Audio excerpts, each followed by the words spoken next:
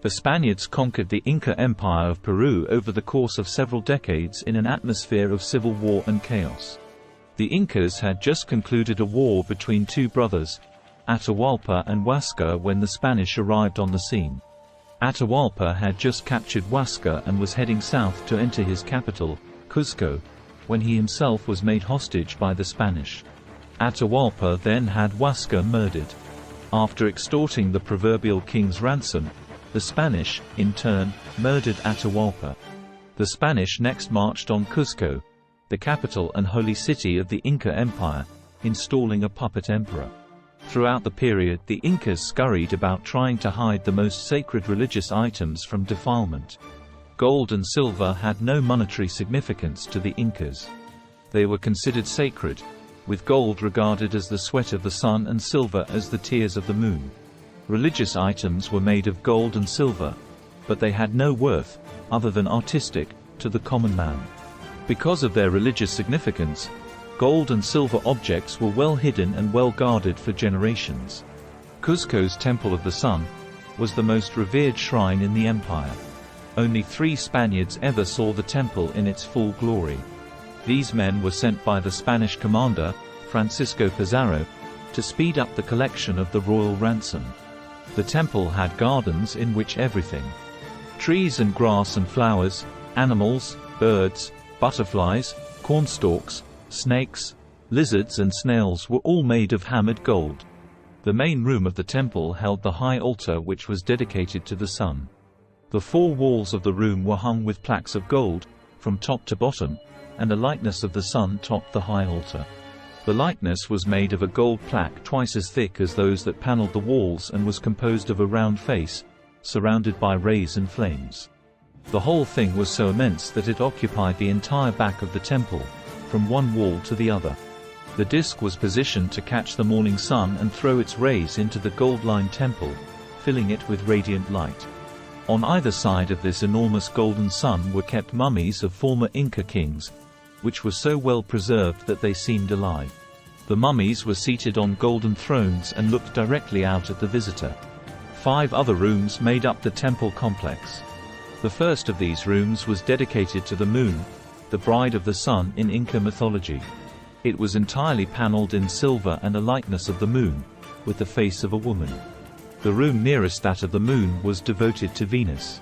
This room was hung with silver and the ceiling was dotted with stars. The next room was dedicated to lightning and thunder and was entirely covered with gold. The 4th room was devoted to the rainbow. It was entirely covered with gold and the rainbow was painted across the entire surface of one of the walls. The 5th room was reserved for the high priest. The first 3 Spaniards to see the temple did not remove the holiest religious symbol of the empire, the golden disk of the sun, though they reported its existence. Subsequently, the disk vanished, hidden before the main part of the Spanish army arrived, nor has it ever been found. To this day, many fantastic legends are told concerning labyrinthine tunnels beneath Cuzco, into which people descend, to be lost forever, or to emerge, gibbering mad, clutching items of Inca treasure. The Peruvian government explored the Cuzco tunnels during the 1920s. In 1923, the University of Lima undertook a scientific expedition. The party took measurements in the tunnels and advanced in the direction of the coast.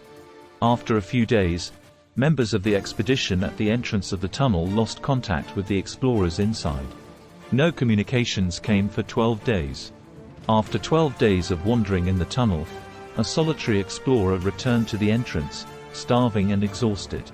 He reported an underground labyrinth of tunnels and deadly obstacles. Police dynamited the entry passageway. Huasca's chain. On the occasion of Huasca's weaning ceremony, his father decreed that a gold chain be cast for the dancers to carry as they went through their ritual dance. The chain later disappeared, never falling into the hands of the Spaniards, and in all probability guarded somewhere in the remote mountains. The chain is described as being 700 feet long, twice the width and length of the Great Square of Joy in Cuzco. Mummies. Ancestor worship was a custom that long predated the rise of the Inca Empire. The Inca emperors took the concept one step farther, carrying their own wakes on indefinitely. The mummy cult was not so much a cult of the dead as a belief that the mummy continued to possess attributes of life. Depending on the degree of spiritual power he had evidenced while alive, the emperor's mummy was thought to able to dispense magical blessings after death. The dead emperors were attended throughout the day, served meals, entertained, relieved, and retired, the normal daily ritual of the living. The mummy's estates continued to function and his wealth continued to grow. The mummies of former emperors had a large and frequently renewed wardrobe and kept a harem of the prettiest women. Some of the mummies resided in the countryside where the great events of their reigns occurred. These mummies only came to Cuzco in their litters for the greatest state festivals. The attendants of the dead were fanatically devoted to their masters. Both men and women suffered burning and torture at the hands of the Spanish rather than give out information about the hidden mummies or their wealth. Although the mummies of the great kings were long ago desecrated by the Spanish conquistadors, thousands of mummies of the lesser royalty and nobility were entombed throughout the country, and are being found to this day. Early chroniclers mention caves around the city of Cuzco where mummies of the lesser royalty were kept in niches along with gold and precious objects. The Spaniards quickly learned that the tombs of the dead kings and nobles of the land contained enormous stores of gold and silver. Exploitation of antiquities has remained a large-scale business, and the Andes are probably the most intensely looted ancient center of civilization in the world.